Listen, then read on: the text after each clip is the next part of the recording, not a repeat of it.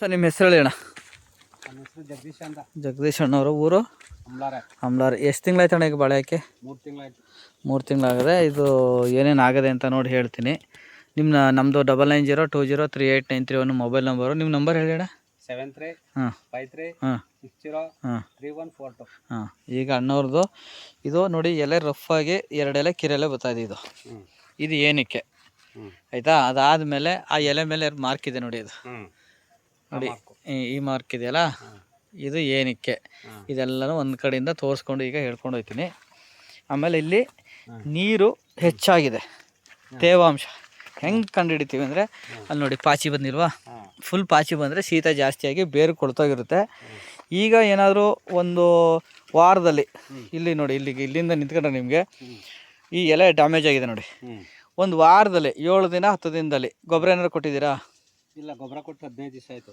15 ದಿವಸ ಆಯಿತಾ? 7 ದಿನಕ್ಕೆ ಈ ಕಡೆ ಎಲೆ ಬರ್ತಾ ಇದೆ. ಅದು 15 ದಿವಸದಲ್ಲಿ ಎಲ್ಲಿ ಕೊಟ್ಟಿದ್ದೀರಿ ನೋಡಿ. ಇಲ್ಲೇ ಆಯ್ತಲ್ಲ ಗೊಬ್ಬರ. ಈ ಗೊಬ್ಬರ ಅದು ಕೆಳಗಡೆ ಕೊಟ್ಟಿರೋ ಗೊಬ್ಬರ ಇದಕ್ಕೆ ಸಂಬಂಧಪಟ್ಟ ಬೇರ್ಗೆ ಸುಟ್ಟಂಗೆ ಹಾಕಿದೆ.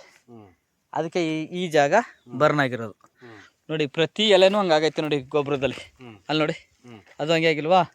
ಈ ಗಿಡದಲ್ಲೂ ಹಿಂಗೆ ಆಗೈತೆ, ಇದರಲ್ಲೂ ಹಿಂಗೆ ಐತೆ. ಆದರೆ ಹಿಂಗೆ ಚೆಲ್ಲಂಗೆ ದೂರಕ್ಕೆ ಅಗಲ ಹಾಕ್ಕೊಡ್ಬೇಕು. ನಾವು ಅನ್ನ ಇಕ್ಕಂಗೆ ಒಂದೇ ತಕ್ಕ ಇಕ್ಬಿಟ್ಟಿವಿ. ಈಗ ನಮ್ಗೆ ಅಷ್ಟಗಳ ಬೇರು ಬಂದಿರೋದಿಲ್ವಲ್ಲ, ಇಲ್ಲಿ ಗಂಟೆ ಬರ್ತದೆ ಬೇರು. ಇಲ್ಲಿ ಗಂಟೆ ಅದು ವಯಸ್ಸಾದ್ಮೇಲೆ ಬರ್ತದೆ. ಇಲ್ಲ, ಈಗ ಆಲ್ರೆಡಿ ಬಂದದೆ. ಓ, ನೀವು ಗುದ್ಲಿ ತಗೊಂಡ್ರೆ ಹೇಳ್ಕೊಡ್ತೀನಿ.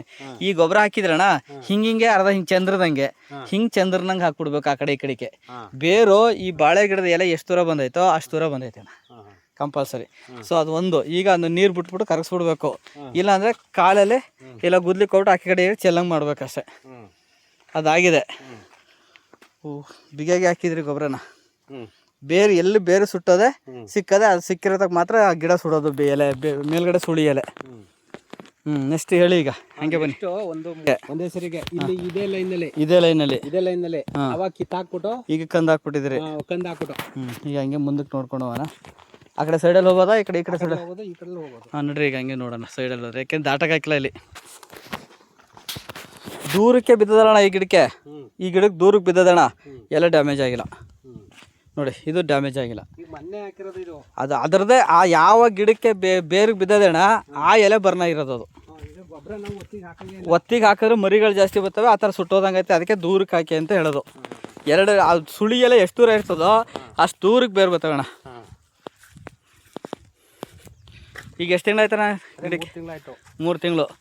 2 1 2 3 4 5 6 7 8 9 10 11 12 13 14 15 16 17 18 ಎಲೆನೇ ನೋಡಿ. ಈಗ ಈ ಕಡೆ ಎತ್ತರವಾಗಿರೋ ಜಾಗದಲ್ಲಿ ನೀರು ಬರೋಕ್ಕಿಲ್ಲ. ಇಲ್ಲಿಗೆ ಗಿಡ ಚೆನ್ನಾಗಿ ಡೆವಲಪ್ ಆಗವೆ.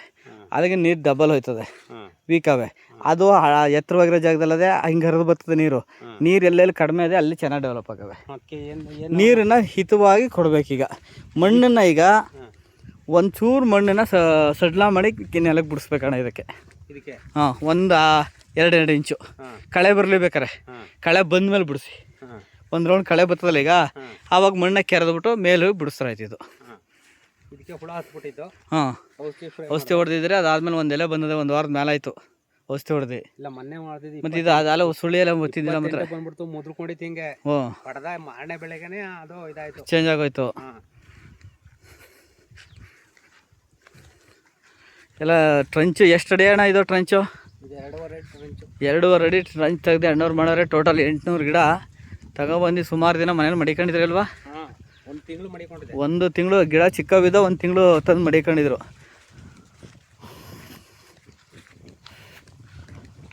ಏನಿಲ್ಲ ಅಣ್ಣ, ಚೆನ್ನಾಗಿ ಬರ್ತಾಯಿದೆ ಗಿಡಗಳು. ನೀರೊಂದು ಅವಾಯ್ಡ್ ಮಾಡಿಸ್ಬಿಡಿ ಅಣ್ಣ. ಪಾಚಿ ಬಂದ್ಬಿಟ್ಟದಲ್ಲ ಅಂದ್ರೆ ಆ ಕಡೆ ನೀರೆಲ್ಲ ಈ ಕಡೆ ಹೊಡಿತಾ ಕಣ. ಡೌನ್ ಅಲ್ವಾ? ಆ ಕಡೆ ನೀರು ಈ ಕಡೆ ಹೊಡಿತಾ ಐತೆ. ನೋಡಿ, ಇವೆಲ್ಲ ಸೂಪರಾಗಿ ಬಂದವು. ಇವು